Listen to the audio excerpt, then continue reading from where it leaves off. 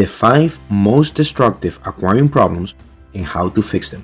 Whether you are a beginner or you've been in this hobby for a long time, I can guarantee you that you have experienced at least one of these.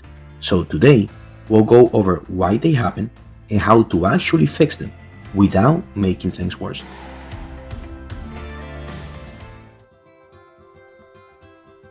Algae is every fish keeper's nightmare. I like to break algae into 2 parts: how to avoid it altogether and how to deal with it when it takes over. First, the basics of prevention. Temperature matters more than people think. I try not to go over 76 degrees. Algae tends to thrive much faster at higher temperatures. Filtration is huge. A good filter helps remove organic waste before it breaks down, and overfeeding does the opposite. Excess food and waste turn into fuel for algae. Lighting needs to match the setup. Strong lights without high plant mass or CO2 almost always lead to problems. The more plants you have, the better. High plant mass means nutrients get used instead of sitting around. A good cleanup crew also plays a role. Scavengers take care of melting leaves and even dead fish, preventing ammonia spikes that can trigger algae. Algae eaters don't eliminate algae completely, but they keep early growth from becoming noticeable. Fertilization should match plant demand. Heavy dosing without enough plants or light usually backfires, and if you can afford it, CO2 injection does help. It allows plants to use nutrients more efficiently. Now, when algae does get out of control, the first step is identifying what type you're dealing with. Hair algae often points to excess nitrogen. Black beard algae usually points to CO2 instability, especially in high flow areas. But this part matters the most. Once you think you found the cause, change only one thing at a time and give that change enough time to show results. Constantly adjusting everything at once is how algae problems drag on longer than they should.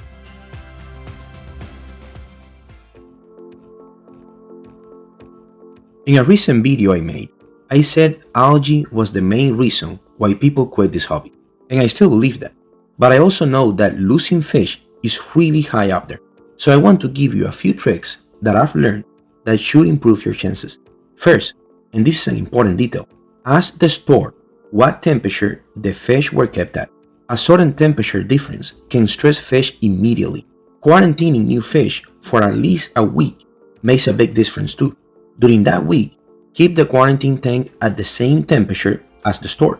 Then slowly adjust the temperature over several days to match the main aquarium. Preventive medication during quarantine can also help. Look for treatments that cover bacteria, parasites, and fungus. Make sure they are safe to use together. Use a single dose and let it sit in the water for the full week. Even if the instructions recommend repeating doses, we are doing preventive care, not treatment for an active illness. When it's time to move the fish into the main tank, use drip acclimation for at least an hour. If you run CO2, turn it off for that day to reduce stress. After adding new fish, adjust maintenance temporarily. Instead of one large water change, do 2 smaller ones that week. Always run an air pump during water changes and leave it on for at least 20 minutes afterward. This might sound like a lot, and realistically, not everyone would do every step, but each one removes a layer of stress and significantly reduces the chances of losing fish. If you are enjoying the video, remember to like and subscribe. It helps the channel grow and get to more people who love this hobby.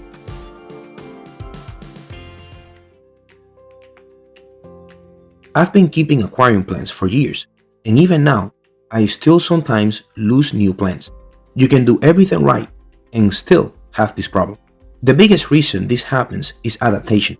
Plants adapt very closely to the conditions they are grown in, and when you bring them home, your tank is almost never identical. That transition period is where most losses happen. There are a few things you can do to improve your chances though. First, avoid extremes. Even if your parameters don't match the suppliers exactly, stay within common planted tank ranges. Avoid very hard water. Avoid extremely soft water. Avoid very hard or very low pH. Plants can adapt to differences. They struggle with extremes. Second, be careful with scavengers. Amount of shrimp are amazing, but numbers matter. A few are fine. Too many can become a problem. New plants are already stressed from shipping, and when scavengers are hungry, they don't know the difference between melting leaves and a struggling plant. Third, avoid immersed grown plants when possible. Plants grown out of water always melt when submerged. That melt is normal, but it's still a big energy hit. Sometimes plants bounce back, sometimes they don't. Submerged grown plants skip that entire shock. And before we move on to the next one, I want to throw an idea out there.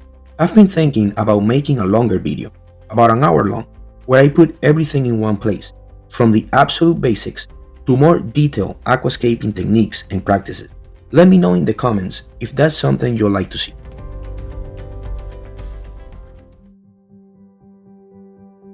Keeping fish and keeping plants are two very different challenges, and each one needs to be treated differently. I get a lot of comments asking for help with plant problems, and I've noticed that most of the times the issues are not what you guys are doing, but actually the stuff that you're not using. A healthy planter aquarium needs a few non-negotiables. First, a proper filter. Running a tank without a filter is possible, but that's hard mode, and it takes much longer for the system to stabilize. Second, lighting that's actually meant for plant growth. If the light doesn't provide the right spectrum or intensity, plants won't grow no matter what else you do. Third, water that plants can actually use. Most aquarium plants prefer softer water. If your tap water is very hard, you'll either need very specific plant species or a way to soften that water, like an RO filter. Fourth, substrate. An active substrate feeds plants at the roots and gives you much more flexibility. Without it, you are forced to fertilize heavier in the water column, and that can lead to algae problems very quickly. And finally, fertilization. Plants still need nutrients, even with good soil, just not always in large amounts.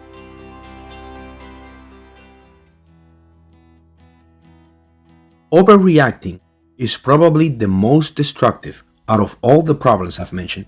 And the frustrating part is that it usually comes from a good place, from caring and wanting our fish to be healthy and our aquariums to be beautiful. So when a little algae shows up, a plant melts, a fish acts different, our instinct is to do something immediately. This is exactly what I mentioned in the first tip.